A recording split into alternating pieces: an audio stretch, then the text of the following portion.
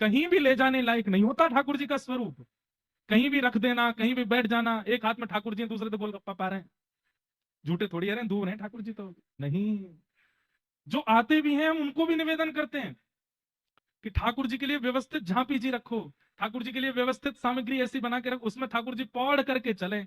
और जहां अति आवश्यक, अब जैसे कथा में आपको जाना है तो कथा में कैसे आओ, अपने लाल जी से कहो, हे लाल जी हृदय पर आसन बिछा करके बैठ जाओ और हृदय में आप विराजमान होकर चलो कथा सुन के आते हैं। ले आओ ठाकुर जी को, मानसी भाव से ले आओ। यहाँ प्रत्यक्ष ठाकुर जी को आप भीड़ में लाए हैं और यहाँ से कोई कोनी मार रहा है, कोई छींक रहा है, कोई खांस रहा है, ठाकुर जी कहते हैं दाम कहाँ लिए हो। हमारे लाल जी कथा सुनने आते, देखो कैसे बैठते हैं, ठाट में बैठते हैं पूरे। ठाट नहीं हो तो जा नहीं सकते कहीं भी। ऐसे ही ठाकुर जी कहीं भी ले जाने की वस्तु थोड़ी है। आप कहते हैं कि हमारे ठाकुर जी हमारे बिना रहते नहीं, ठाकुर जी आपके बिना नहीं रहते कि आप ठाकुर जी के बिना नहीं रहते, दोनों में विशेष बात क्या है।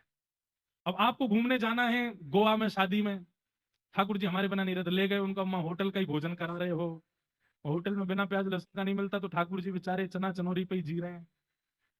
ठाकुर जी बोले इतना प्रेम तो नहीं करता था मैं इससे कि केवल चना चनौरी में जीवन व्यतीत कर लूं।